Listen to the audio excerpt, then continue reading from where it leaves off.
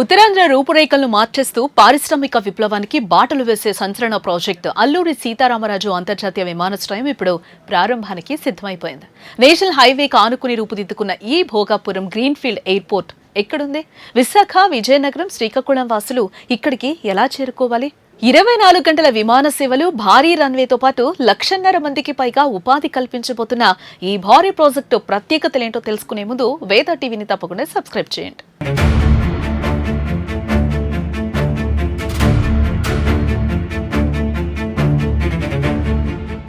ఉత్తరాంధ్ర అభివృద్ధికి మకుటాయమానంగా విజయనగరం జిల్లాలో నిర్మించిన అల్లూరి సీతారామరాజు అంతర్జాతీయ విమానాశ్రయాన్ని జీఎంఆర్ సంస్థ ఆధ్వర్యంలో సుమారుగా 4,727 కోట్ల రూపాయల అంచనా వ్యయంతో ఏకంగా 2,703 ఎకరాల విస్తీర్ణంలో తీర్చిదిద్దారు. మొదటి దశలోనే ఇది ఏటా 60 లక్షల మంది ప్రయాణికులకు సేవలందించే సామర్థ్యాన్ని కలుగుంది. ఇక్కడ నిర్మించిన 3,800 మీటర్ల సుదీర్ఘమైన రన్వే కారణంగా ప్రపంచంలోనే అతిపెద్ద వైడ్ బాడీ విమానాలు కూడా ఇక్కడ సురక్షితంగా ల్యాండ్ కాగలవు.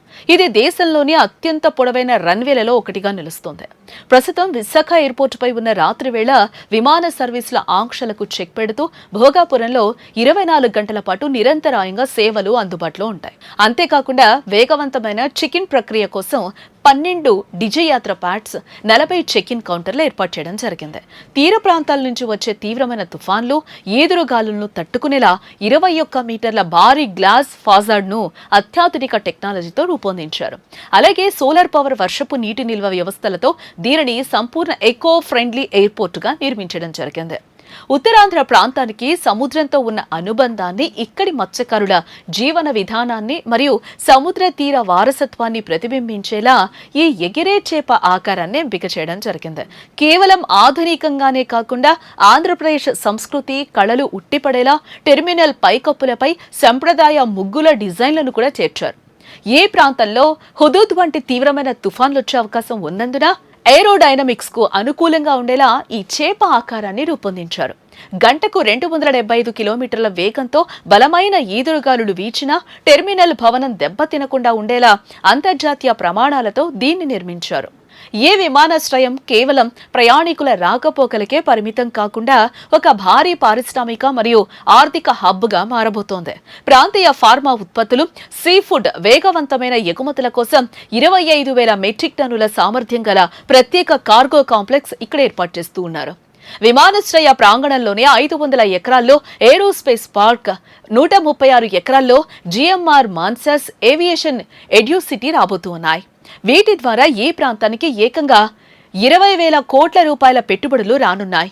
అంతకంటే ముఖ్యంగా ఈ మొత్తం ప్రాజెక్టు ద్వారా సుమారుగా 60,000 మందికి ప్రత్యక్షంగా, 1,50,000కు పైగా పరోక్షంగా ఉపాధి అవకాశాలు కూడా లభించనున్నాయి. నేషనల్ హైవే 16కు అత్యంత ఆనుకొని ఉన్న ఈ గ్రీన్ఫీల్డ్ విమానాశ్రయం విశాఖపట్నానికి ఈశాన్యంగా సుమారుగా 44 నుండి 45 కిలోమీటర్ల దూరంలో ఉంది. విజయనగరం నుండి కేవలం 20 నుండి 23 కిలోమీటర్లు, శ్రీకాకుళం నుండి 55 నుండి 64 కిలోమీటర్ల దూరంలో ఉన్న ఈ ఎయిర్పోర్టుకు రాకపోకలు సాగించడం ప్రయాణికులకు చాలా సులభం.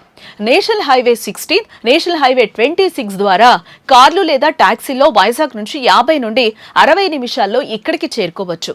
అలాగే విశాఖ, విజయనగరం, శ్రీకాకుళం ప్రధాన ప్రాంతాల నుండి ఆర్టీసీ ప్రత్యేక బస్సులు అందుబాటులోకి వస్తున్నాయి. రైలు ప్రయాణికులకు 26 కిలోమీటర్ల దూరంలో ఉన్న విజయనగరం జంక్షన్ సమీప స్టేషన్ గా నిలవనుండగా భవిష్యత్తులో వైజాగ్ బీచ్ కారిడార్ మరియు మెట్రో మార్గాల ద్వారా కూడా ఏ విమానాశ్రయానికి నేరుగా అనుసంధానం కానుంది. ఆగస్టు 1న జరిగే ఈ ప్రారంభోత్సవ వేడుకలో విమానాశ్రయం కోసం భూములు ఇచ్చిన రైతుల కుటుంబాలకు ఉచితంగా తొలి విమాన ప్రయాణ సౌకర్యాన్ని కల్పిస్తూ ప్రభుత్వం గౌరవించింది. అత్యాధునిక సాంకేతిక సదుపాయాలు, మెరుగైన రవాణా కనెక్టివిటీతో రూపుదిద్దుకున్న ఏ విమానాశ్రయం ఉత్తరాంధ్ర రవాణా, వ్యాపార, పర్యాటక రంగాల్లో సరికొత్త శకానికి నాంది పలకనుంది.